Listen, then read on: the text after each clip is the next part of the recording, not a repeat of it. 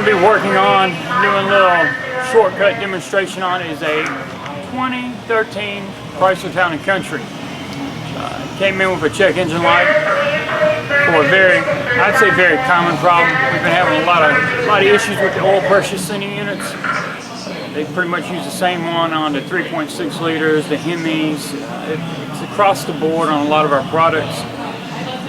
The code it has set was a P0520, and that basically is an engine oil pressure sensor circuit. There's a bulletin on doing the repair. Basically, you're going to be replacing it with a revised oil pressure sensor. Looks basically identical as the other one. Hopefully, they've done some changing. Evidently, there's either a manufacturer issue or there's a problem with the internal makeup or design of the sensor itself. So with that, I want to go ahead and try to show you what I found out to be a fairly good shortcut on this minivan. It doesn't apply to every 3.6 liter because this is transversely mounted, so that's what's really going to be helping us today. Any rear-wheel drive, you're going to basically have to take the intake off. So what I'll do is I'm going to get started, show you where it's going to be located at, and go ahead and get our hands dirty. At this point, what I'm going to go ahead and do is remove this plastic cover that's just for sound deadening. Give that engine a beautiful look to it, evidently. We'll go ahead and get that out of the way. It's a matter of snapping it. Got your little rubber snaps here all the way in 4 different positions and line up with different things on the intake. Little studs that stand up. Now the location for this oil pressure sending unit is going to be, find the battery, head back towards the engine, drop down above the transmission. It's going to be in the little valley in between the heads, just up under the lower intake. Now what I want to do is move in a little bit closer for you so I can give you an actual, you can actually see it from in this general area right here. So we'll go ahead and move over so you can get a closer look. At this point, I'm actually sitting, propping myself up above the battery, and I'm looking towards that intake area. You can actually see, as it says, heater. There's one of the heater hoses going in front of the camera here. And when you look down here, I'll try to just put my finger in view. This, what I'm pointing at, is actually the connector of the oil pressure sending unit. If you look further back, you'll actually see the brass on the oil pressure sending unit. Usually what you're supposed to do, and by the bulletin and service information, you need to remove the upper intake. But what we can do this time is actually we can gain access through that little opening. So as I pan back, now you see where I came from and where we're going to be working. So instead of worrying about taking this upper intake off, we're going to work on getting that connector loose, getting in there with the socket, and getting it out through that opening. Instead of going through the whole lengthy process of taking this entire intake off, as well as the air inlet and all that items. So this way will save us a lot of time and be able to get it out a lot faster. One thing that the engineers actually put some thought into when they did these oil pressure sending units as far as the connectors is the lock on the connector. Some vehicles like the Hemis, one of the hardest things about the job is it is kind of difficult to get to the sensor, but the main thing is getting the connector off, because the connector has 2 locks built on. They've got a red sliding lock that you have to slide out of the way, and then they have the final one where you squeeze and pull off. On 3.6 liters, they left the red lock off, which is great because depending on where it's oriented on some engines, it's a pain in the butt to get to. You can't really use your fingers to unlock it. You've got to use a screwdriver. So getting the screwdriver down in there to unlock it is very difficult. So on this one, all we got to do is actually squeeze the connector. So I can reach down in here and feel what side the release is on. Squeeze it and pull. And there you go. Let me give you a little image of the connector. Usually, see, that's the portion you're going to be squeezing right here with my thumb.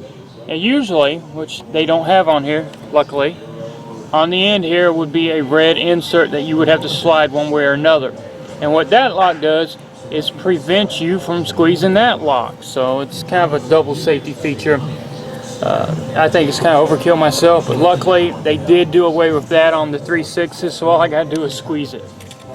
Now I just got to get down in here with my socket and gain access to the oil pressure sending unit.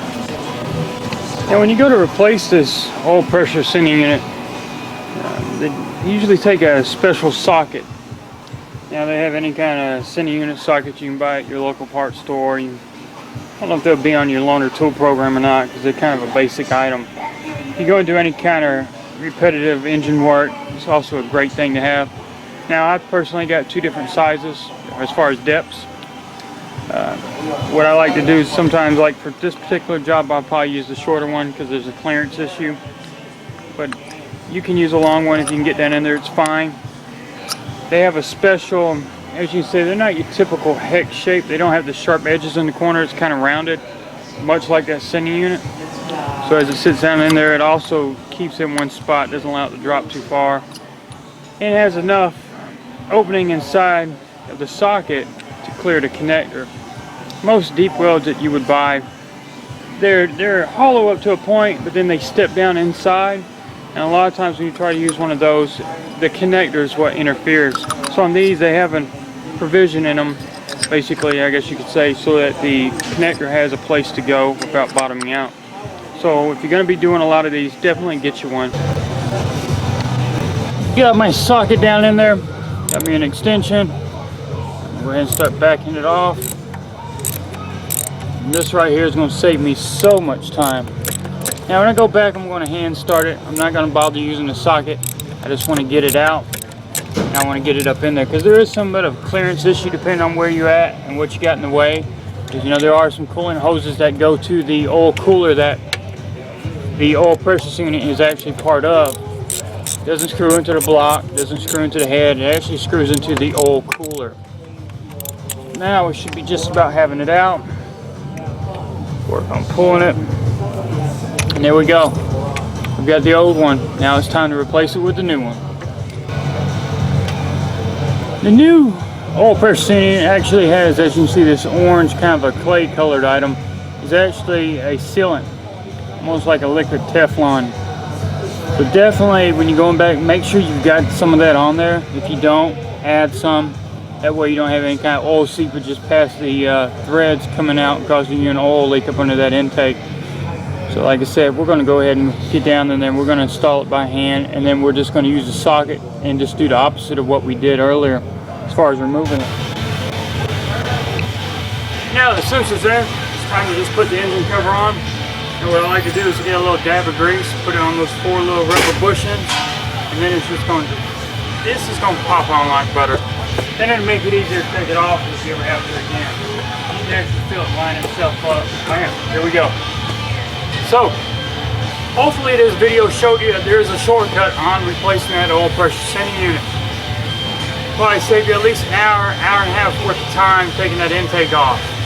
And you don't have any issues that might come up if you breaking anything, stuff like that. So with that, take the shortcut. It's easy to get to. Take your time. You won't have any problems. So with that, I appreciate you watching this video. Always stay tuned for more. And don't forget to subscribe. Also, don't mind any thumbs up, thumbs down. Just give me your opinion. I can take it.